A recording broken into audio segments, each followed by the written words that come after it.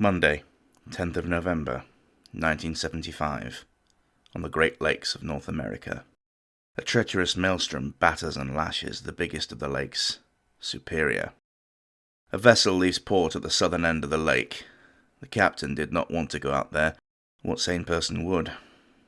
But there was more at stake than that. The fate of 29 of his colleagues. As Captain Cooper set out into the rabid darkness once more, a growing sense of dread began to fill his heart. He knew only too well that 729 feet of ship suddenly vanishing could mean only one thing.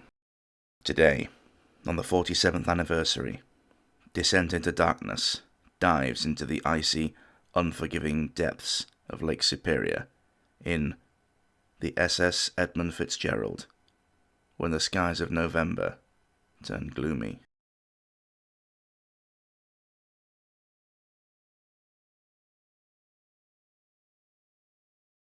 The SS Edmund Fitzgerald began life on the draftsman's boards of the Great Lakes Engineering Works, or GLEW, of River Rouge, Michigan. The company having been approached by the Northwestern Mutual Life Insurance Company of Milwaukee, Wisconsin, on the 1st of February 1957. Not exactly whom you'd expect to be asking for a ship. However, Northwestern had invested greatly in the highly lucrative Great Lakes freight logistics. The new vessel would be, for a time, the largest Great Lakes freighter at 729 feet in length, 75 feet in the beam, and a draft of 25 feet. This size was dictated by the dimensions of the soon-to-be-built St. Lawrence Seaway, a canal that allowed the ocean-going vessels to enter the Great Lakes from the Atlantic, and the locks at Sault Ste. Marie, Michigan, known to the locals as the Sioux Locks. The new ship was built as a bulk ore carrier, in this case iron ore in the form of pelletized taconite, from the ore terminal in Superior, Wisconsin, down to the foundries near Detroit, Michigan, that supplied the many car factories of the famous Motor City, or Motown. The new ship would be named after the director of the insurance company, Mr. Edmund Fitzgerald. The ore carriers of the Great Lakes have always tended to follow the same general shape or design, with the bridge and crew accommodation being far forward and the engines and funnel all astern. She would be able to carry in excess of 30,000 long tons of cargo spread across 21 subdivided holds. Each hold was covered by a 7-ton steel plate that was secured all around by a series of heavy-duty clamps. Unloaded, she weighed 13,632 tons and was driven by a 7,500 shaft horsepower coal-fired steam turbine that drove a single 19.5 feet fixed-pitched four-bladed screw at a top speed of 14 knots. Although later in life, over 1971 and 2, she was converted to oil burning, which greatly improved her efficiency and boosted her top speed. At her launch on the 7th of June 1958, which was attended by well over 10,000 people, she was christened by Elizabeth Fitzgerald, the wife of the ship's namesake. However, all did not go well. It took 3 attempts to break the champagne bottle on the hull. Sailors have always been highly superstitious, and there was some disquiet at this moment, but this was just the beginning. As the bare hull of the vessel began to slide down the slipway into the dock, she entered at a dangerously steep angle.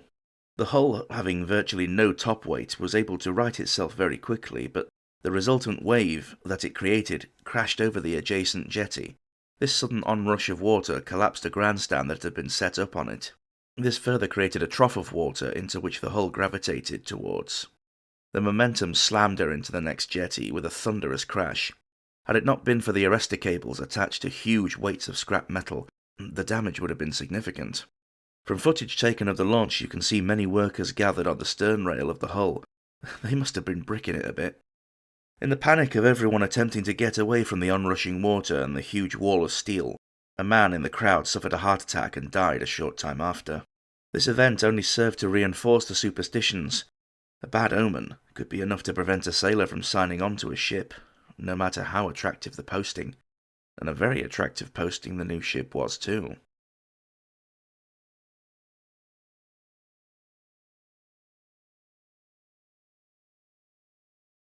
The Great Lakes of North America are the home of the largest bodies of fresh water in the world. There are 5 lakes: Huron, Ontario, Michigan, Erie, and the largest, Superior. To give you an idea of just how vast Lake Superior is, I'm going to have to lay some facts on you. Lake Superior is so large that it can fit the other 4 lakes into it comfortably with space remaining. It is the largest single body of fresh water in the world by surface area, and contains around 10 to 20% of the world's fresh water, with around 2,800 miles of shoreline. Its deepest point is 1,333 feet, and has claimed over 350 shipwrecks, along with 10,000 souls. It is extremely rare for bodies to be found once a ship has been lost, hence the locals' warning that the Great Lake never gives up her dead. What makes the lake so dangerous is when the winter storms hit. These storms are legendary for their ferocity. Gale-force howling winds, rain, sleet and snow that hit you like tiny daggers, and treacherous seas that can whip up waves well over 20 feet in height. It was in storms such as these that claimed so many vessels and their crew before. 2 earlier instances of catastrophic ship losses were of the Carl D. Bradley in 1958 and the Daniel J. Morrell in 1966. Both ships had foundered in eerily similar ways, with their hulls splitting in two, the immense stresses placed on the vessels by the wave crests and troughs, essentially breaking their backs, to use seagoing parlance. The back, in this case, being the keel, which is the strongest part of any ship. If the keel goes, then you is in deep caca, my friend. If a ship flexes at the crest of a wave, this is known as hogging, and if it's in a trough, this is called sagging. Strangely, in the case of the Daniel J. Morrell, the stern of the ship, which contained the engines, continued to sail right on past the bow section, and on for a further 5 nautical miles until it finally succumbed to the icy depths. There would be only 1 survivor from the Morrell, and 2 from the Bradley. It was in storms such as these, and several instances of awful luck, that would lead to the largest ship to be lost on the Great Lakes.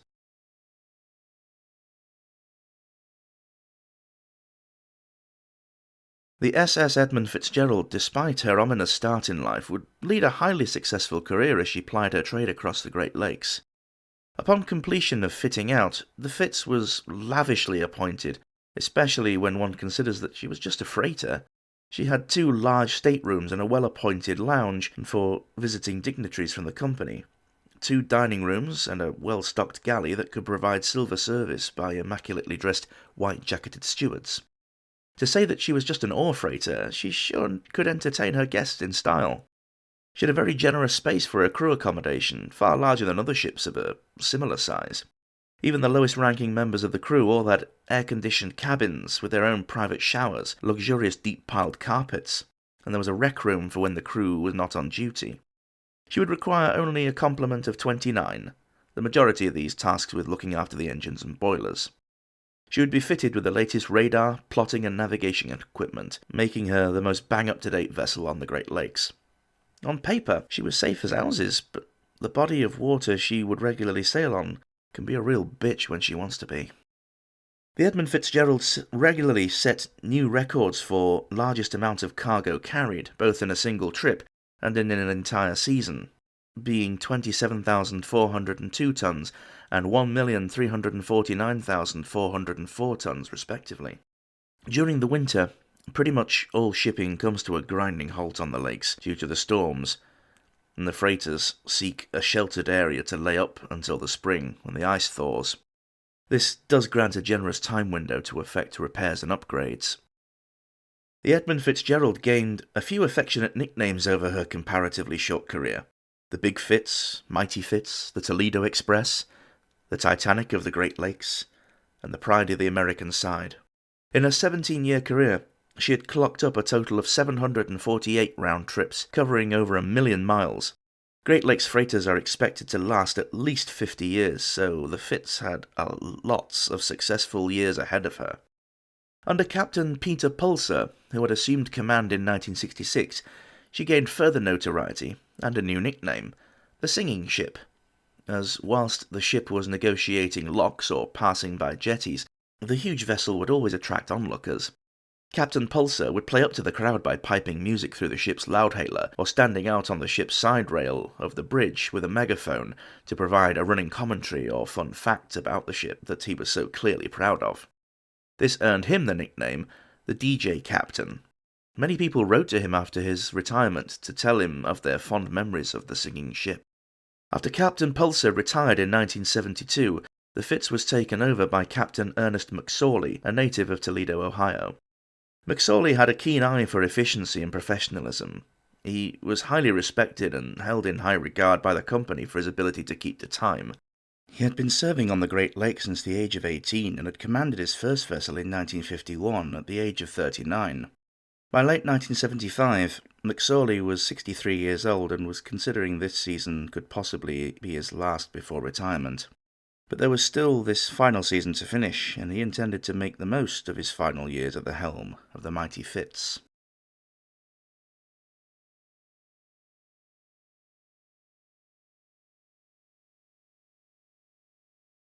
On the 8th of November, a report came through from the National Weather Service, or NWS, at 0700 Eastern Standard Time, that a low-pressure storm front was brewing in the southwest of the United States. It was described as just being a run-of-the-mill November storm. 48 hours later, that storm had widened but appeared to be moving southeast toward Texas. With this information in hand, Captain Ernest McSorley decided to make one last run before the rest of November really kicked on. He took the Fitz into the ore-loading terminal at Superior, Wisconsin, and began loading 26,000 tons of taconite pellets. The loading would be done evenly to keep the ship level on both axes. It was a slow but efficient process. A system of lights indicated to the operators of the loader arms if the ship was level or listing to port or starboard. Loading finished at 14:15 on the 9th of November. The mooring lines were cast off, and the mighty Fitz moved out to the dock and turned about and headed on her way to the far side of the lake. Another freighter would be along for the ride, the Arthur M. Anderson, captained by Jesse Bernie Cooper. He departed 2 harbors in Minnesota, putting her about 2 hours ahead of the Big Fitz and running on a parallel course. But she was older and much slower, so in short order, the Fitz was able to pull ahead of the Anderson, who fell into step with her fellow freighter. Whilst the Anderson had begun life smaller than the Fitz, she had been lengthened by a further 120 feet in the off-season of 1974-5, making her now 28 feet longer than her more famous counterpart. Cooper and McSorley knew each other well, both being long-time veterans of the Great Lakes. They knew the risks they were taking by going for one final late run, but both men were more than experienced to handle it. The Fitz was heading for Zug Island, just off Detroit, Michigan, and the Anderson was bound for Gary, Indiana. The next stop for both ships would be the locks at Sault Ste. Marie on the southeast end of the lake. The Anderson was a very safe 10 miles astern of the Fitzgerald. But, as both ships headed for open water, trouble was gathering in the skies above.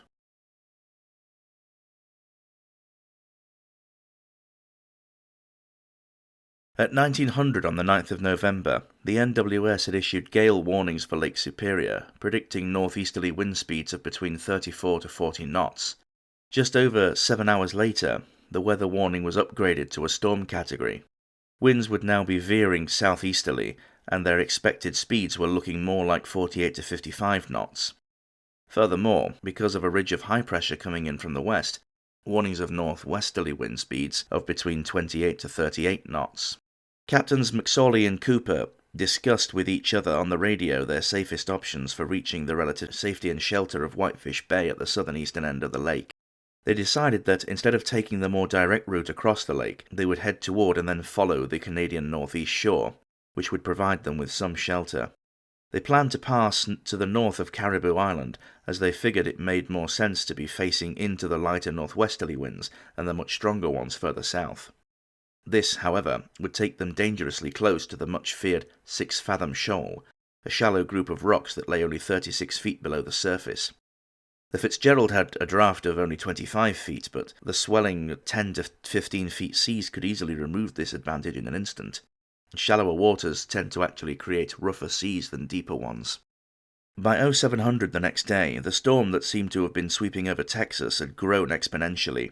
Now the entire storm front spanned the entire length of the lower 48 states. What was worse, at its northern tip it had collided with the front of high pressure, creating the perfect conditions for some of the most appalling weather imaginable. This was happening right over the Great Lakes. The seas that had been calm when the two ships had headed out had been getting progressively whipped up into a frenzy that only worsened the longer it went on. The Fitz and the Anderson battled on through the increasingly aggressive weather, but the going was getting tougher as the morning turned into afternoon. By 14:45, the weather had gotten significantly worse. As they turned southeast into the wind, the waves got higher still as the wind had an uninterrupted area of open water to churn up and throw toward the vessels. This distance is known as fetch. The longer the fetch, the worse the seas. And now the addition of driving snow obscured their view ahead. 15 minutes later, Captain Cooper helmed the Arthur M. Anderson a few points east, putting him abeam of the incoming waves for a time. He took this hefty risk to ensure that he avoided the 6-fathom shoal. 6 fathoms, or 36 feet, was the same depth as the Anderson's draft, so this course change was entirely necessary. According to the crew of the Anderson, after the fact, they noted that from their radar screen the Fitz appeared to be getting dangerously close to the shoal, but this was not logged. Half an hour later, at 15:30, Captain McSorley radioed the Anderson to report, "Anderson, this is Fitzgerald. A fence rail down, 2 vents, lost or damaged, and a list. I'm checking down. Will you stay with me till I get to Whitefish?" The Anderson asked if the Fitz had their bilge pumps running, to which McSorley replied that he had both his pumps on. The following vessel agreed to catch up and stay close. To add further to the problems, about an hour later the Fitz reported that both her primary and auxiliary radars were down. Both ships were forced to reduce speed and feel their way forward, using the Anderson's radar to help guide the leading Fitzgerald. McSorley had then radioed the Coast Guard as he was attempting to use his radio direction finding equipment, or RDF, to navigate using the radio beacon at Whitefish Point. However, he was told that the beacon was down, and they were in the process of fixing the problem. The seas had now grown as high as 25 feet or more.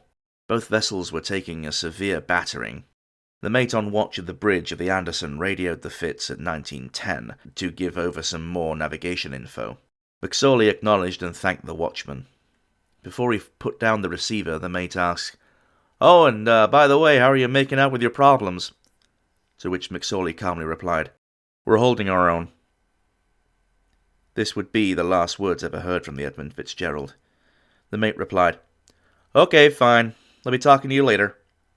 They were only 9 nautical miles astern of the Fitz. The weather had slightly improved along with the visibility. The crew then scanned the horizon for the navigation lights of the Fitz, but they couldn't see anything. Then, upon consulting the radar screen, the blip that was the pride of the Great Lakes had disappeared.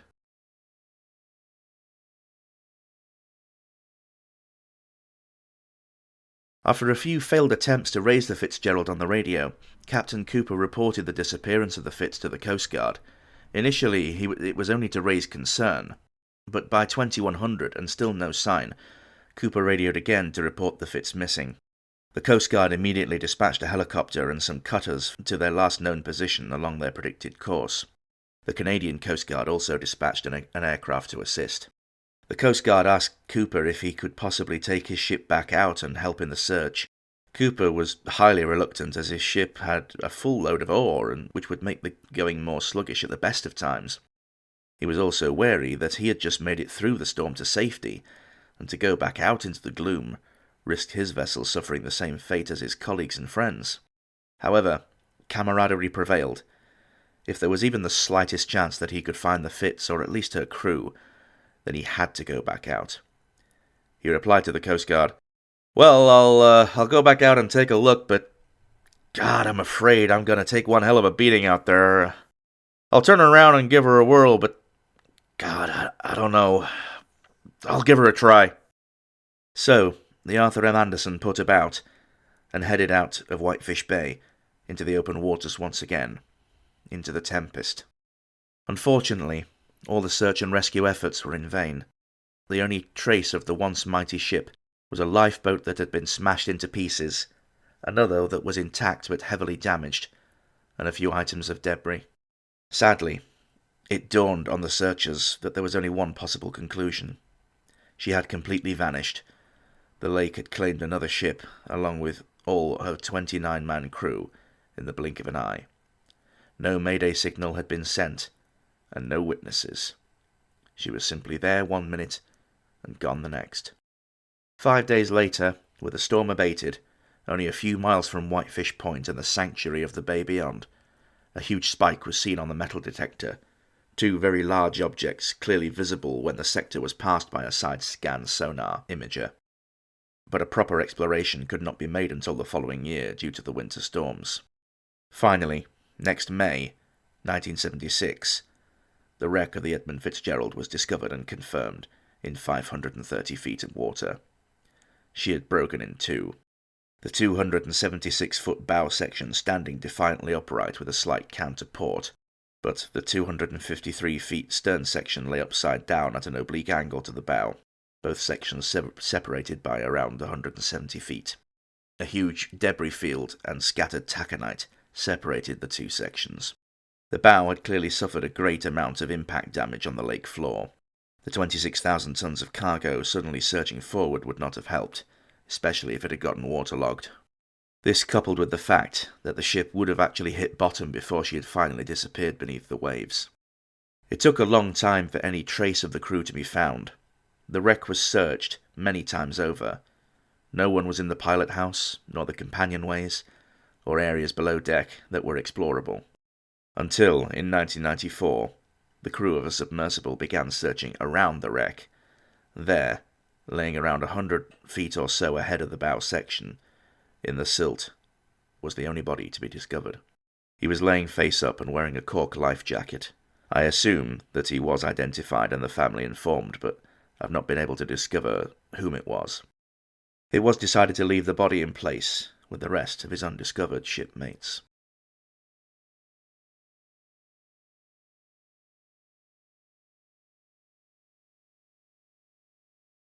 Ever since the discovery of the wreck, there have been long-ranging debates about exactly how the Fitz sank. Even the Coast Guard's official inquiry was a little hazy.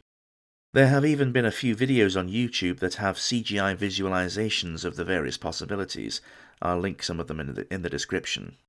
I shall run through a few of these theories and then you can have at it in the comments.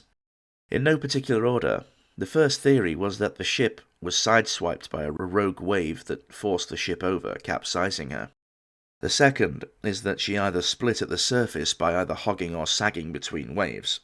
Third is that a couple of the huge 7-ton cargo hatch covers had not been fully secured down, and the waves had thrown them off, either fully or partially, and allowed water to ingress the hold, weighing her further and further down until eventually swamping the vessel.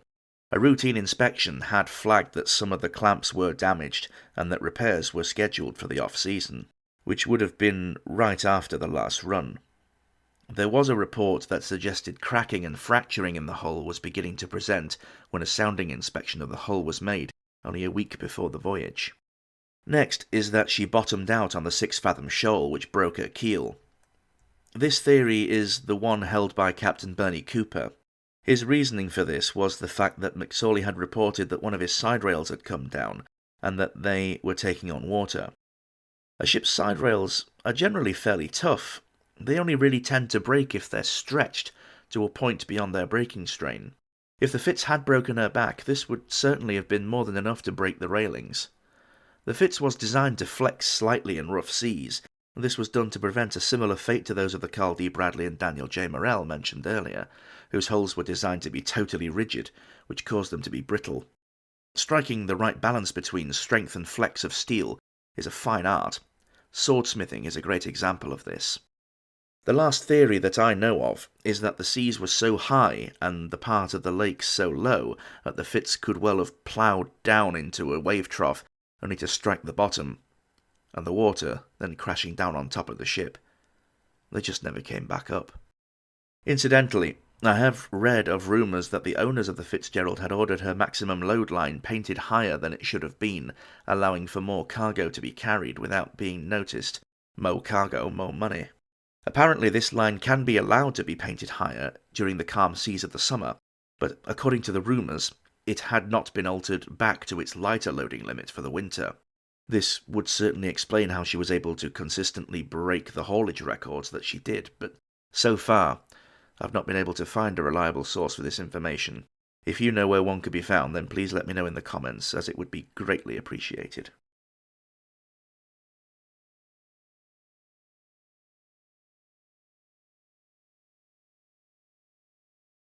I myself had often wondered exactly what had happened to the Fitzgerald ever since I first learned about it. If I absolutely had to pick a cause, I would go with a combination of Bernie Cooper's final theory that she'd bottomed out on 6 Fathom Shoal and damaged her keel, but at that point, not sufficiently to break her back, being able to plough on for another few miles until she had taken on so much water that she had simply ploughed into the lake bed and never recovered. Whatever the cause, it is still a great tragedy, and we must never forget the Big Fitz and her crew. They most likely never saw it coming until they were already engulfed by the frigid waters. Being so far down, even if they could have escaped the wreck, they would have stood virtually no chance of making it to the surface. The pressure at that depth notwithstanding, a human would struggle to make it without suffering severe decompression sickness, commonly known as the bends. Even so, the freezing swells of the lake would have quickly sapped the energy from their body, and hypothermia would have set in under 15 minutes. A similar fate to the victims of the Titanic, which I'm sure I'll be asked to make a video on at some point. It is on the list, but by God, that one's going to be a long one to write.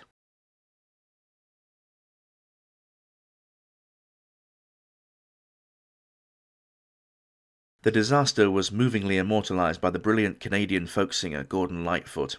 He has performed it on every anniversary of the sinking, and long may he continue to do so. Link in the description.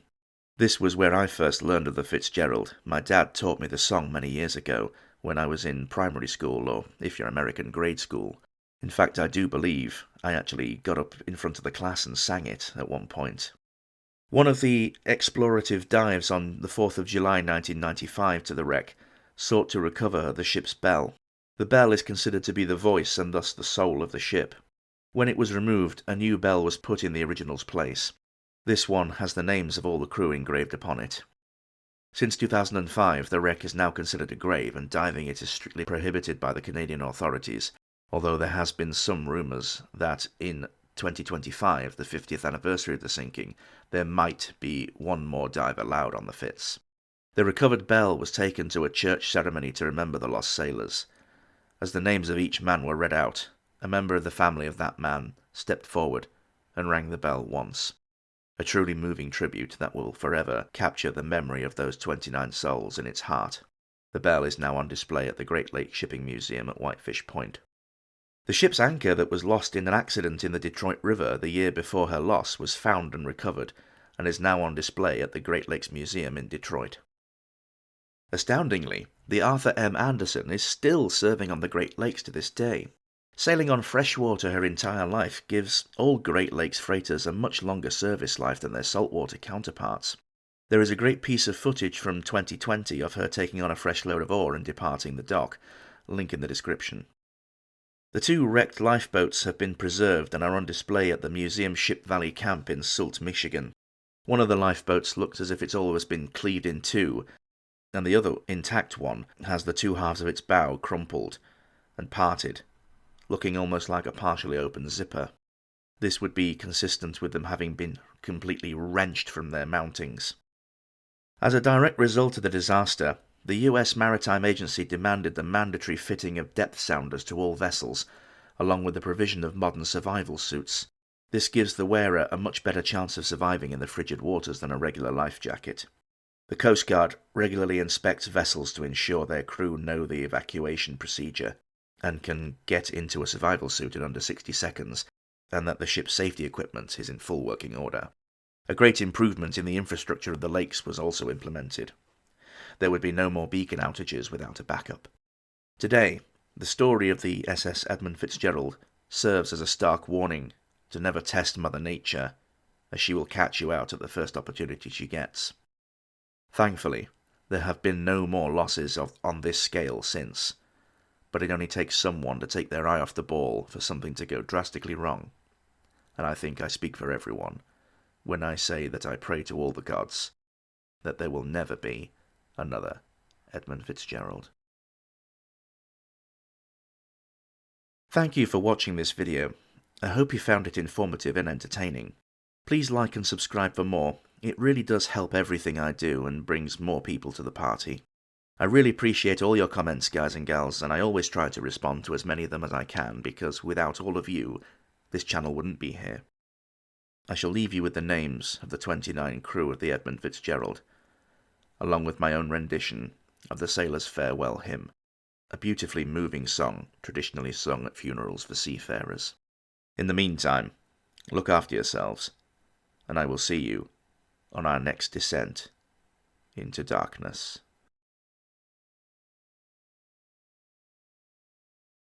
It's our time to go now. Haul away our anchor. Haul away your anchor. 'Tis our sailing time. Get some sail upon her. Haul away your halyard. Haul away your halyard. 'Tis our sailing time. Get her on her course now. Haul away the foresheet. Haul away the foresheet. 'Tis our sailing time. Waves are rolling under.